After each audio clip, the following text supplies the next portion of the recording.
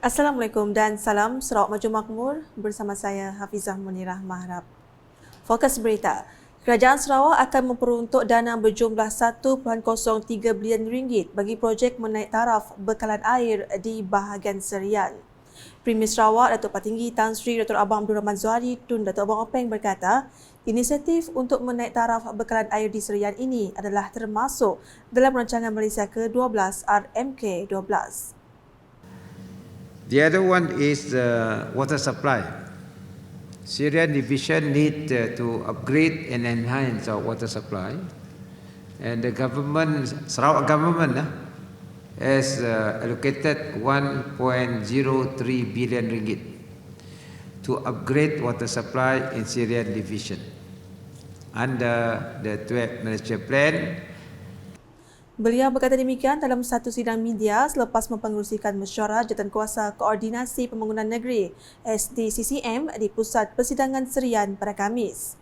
Walau bagaimanapun, beliau memberitahu projek naik taraf bekalan air tersebut tidak sempat disiapkan menjelang 2025 atas faktor kebolehcapaian ke beberapa kawasan. And some we feel that cannot be completed because of accessibility, may not be able to finish by 2025, the end of the Malaysia Plan, but it can go beyond 1 year or 2 years, because a lot of massive project implementation in the various kampung, as well as to make sure that the water supply reach the target area. Dalam hal itu, beliau turut memberitahu bahawa sebanyak 80 projek akan dilaksanakan di bahagian Serian dengan peruntukan siling berjumlah 386.6 juta ringgit. Menurutnya, sebanyak 34 projek bersamaan 42% telah siap, manakala 12 projek atau 15% masih dalam pelaksanaan dan 30 projek dalam peringkat perancangan. Jelas beliau, kesemua 80 projek tersebut akan dapat dilaksanakan menjelang tempoh akhir RMK12 dan semakan pertengahan penggal. Sementara itu, Datuk Patinggi Tan Sri Abang Zuhari mensasarkan sebanyak 1.4 bilion ringgit keluaran dalam negeri kasar KDNK bagi bahagian Serian menjelang tahun 2030. Menurutnya, Serian kini telah memperolehi KDNK sebanyak 600 juta ringgit setakat ini. The total GDP from Syrian division, our target by 2030 is 1.4 billion ringgit. At the moment, currently, Syrian GDP is 600 million. 600 million ringgit. Meaning we have another 800 million to go. Beliau percaya bahagian Serian mampu mencapai sasaran tersebut dengan syarat ia memiliki infrastruktur yang siap dan menjadi salah satu pusat pelancongan di Sarawak. Justru katanya, sektor pelancongan di Serian akan dibangunkan seakan mini New Zealand yang akan mengikut model negara tersebut dalam menarik pelancong datang ke situ. Jadi kalau saya lihat daripada model New Zealand, Serian boleh juga kecil lah, mini New Zealand lah. Tapi yang pun model can follow New Zealand. Satu, situ ada landscape, gunung ganang ada. Nombor dua, situ ada sungai. Nombor tiga, nya ada culture. New Zealand nya ada Maori culture. Situ ada culture sendiri, khususnya masyarakat Badayu dan juga masyarakat yang lain di Serian.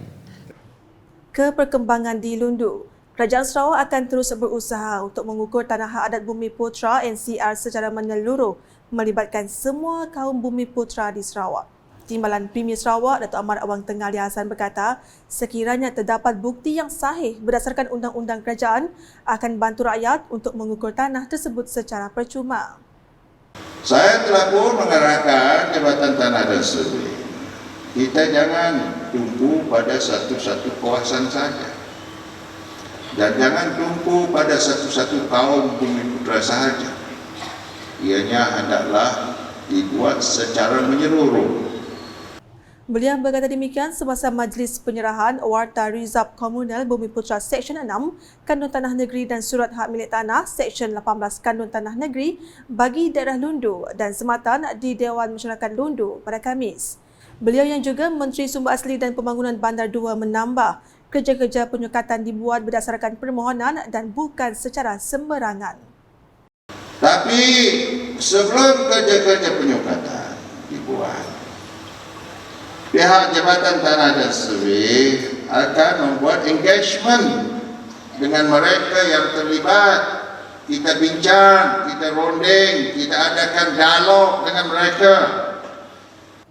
Difahamkan Warta Rizab Komunal Bumi Putra bagi Seksyen 6 tersebut melibatkan kaum Melayu dari Kampung Sampadi, Sungai Langgir dan Selenggok yang berkeluasan 221.81 hektar. Manakala untuk surat hak milik tanah di bawah Seksyen 18 pula, sebanyak 466 surat hak milik telah diserahkan kepada 377 penerima merangkumi kaum Iban, Bidayuh dan Selako dari 3 kampung termasuk Kampung Siru Dayak, Kampung Gerunggang serta Kampung Bengang dan Batu. Terdahulu ketika berucap, Ahli Dewan Undangan Negeri Adun Tanjung Datu Azizul Anwar Adenan turut senada mengatakan bahawa Kerajaan Sarawak akan sentiasa mengiktiraf dan mempertahankan hak rakyat ke atas tanah NCR jika tuntutan tersebut adalah sahih mengikut perundangan. Katanya sebanyak 1,114 surat hak milik tanah di bawah Seksyen 18 Kandun Tanah Negeri telah dikeluarkan dari 6 kawasan yang melibatkan keluasan 1,260.49 hektar bagi program penyekatan tanah NCR Inisiatif Baru Kawasan Dun Tanjung Datu setakat 10 November 2023. Katanya program pengukuran kampung tradisional masih diteruskan bagi mengiktiraf kampung yang telah lama wujud sama ada di kawasan yang telah diwartakan sebagai Rizab Komunal Bumi Putra maupun belum diwartakan.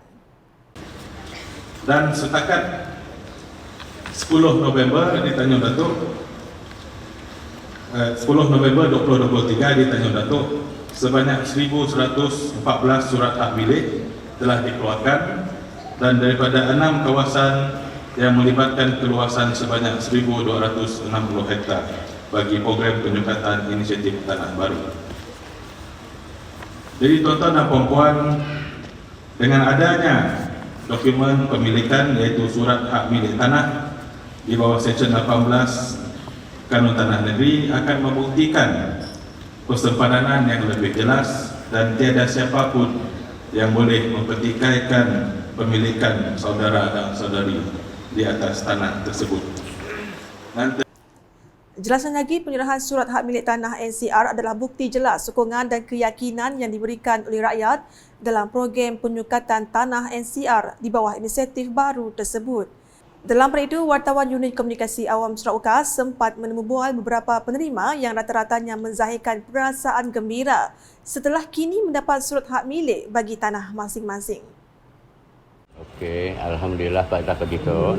Kami terima kasihlah dengan semua pihak-pihak yang berkaitan dengan dapatan land survey, timbalan premier. Terima kasihlah pada begitu. Perasaannya duka suka. Nak lama penantian dalam makan masa dalam bertahun juga lah. Tapi kalau begitu syukur alhamdulillah lah dapat yang semua hak milik tanah tu. Kami rasa gembira lah dapat ada tanah sendiri. And kami ucap terima kasih kepada yang dah tolong bagi hadiah tanah tu lah untuk kami orang yang belum ada tanah. Okey, selamat tu kami rasa hari tu kami berasa bangga sebab dapat grant dari kampung kami orang, memudahkan untuk kami ya dapat siapakah pemilik apa yang perlu yang kita mau apa yang kita pola selepas tu, sebab benda ya dah lama kami orang tanya-tanya bilakah akan ada grant. Sampai kini tu baru ada semua penduduk Kampung Gerunggang puas hati dengan ada grant kini tu siapa pemilik tanah, siapa pemilik sah tanah yang sebenarnya. Okey, terima kasih kepada Premier Sarawak, Timbalan Premier Sarawak, Dato' Amar Rawang Tengah Aliasan. Perasaan kami sangat gembira lah sebab tanah dah atas nama kami lah. Beloknya NCR, netoknya dah sini dah untuk atas nama kami lah. Kami berterima kasih dengan kerajaan Sarawak lah, committed dengan tanah NCR dan diberi dengan atas nama kami pun lah. Kami berbesar hati dan berterima kasih lah dengan YB. Manakala kerajaan negeri akan terus membantras perdagangan hidupan liar haram selaras dengan usaha memastikan Sarawak mencapai status negeri maju menjelang tahun 2030. Timbalan Menteri Perancangan Bandar, Pentadbiran Tanah dan Alam Sekitar Sarawak, Datuk Len Talib Saleh memberitahu perdagangan haram terus membahayakan hidupan liar tempatan yang berharga. The challenge we are facing as multifaceted. Illegal wildlife trade continue to endanger our precious wildlife. Mana tidaknya, tiap-tiap wildlife or living organism, dia mempunyai peranan-peranan yang tertentu dalam ekosistem kita. So if you take any one or few of them out of the system, it creates imbalance in the system that of course, what sometimes we call it, at the serious part of it will be climate change. Beliau berkata demikian semasa Hari Integriti Perbadanan Perhutanan Sarawak SFC di Pusat Konvensyen Borneo Kuching BCCK pada Khamis. Menurut beliau, hutan dan hidupan liar terdedah kepada risiko penyalahgunaan teknologi oleh individu yang ingin mengaut keuntungan. Oleh itu, katanya kerajaan Sarawak mengiktiraf keperluan untuk terus mendahului ancaman ini dengan menerima teknologi sebagai kuasa yang digunakan untuk kebaikan. Sementara itu, semasa ditemui media, Datuk Len berkata Sarawak akan menyokong penggubalan undang-undang mengenai hidupan liar dan kod tanah oleh Kerajaan Persekutuan asalkan ia tidak bercanggah dengan ordinan kerajaan negeri. Paparan selanjutnya, mahasiswa perlu mencabar diri menjadi graduan holistik dan tidak hanya menumpukan kepada kecemerlangan dalam akademik.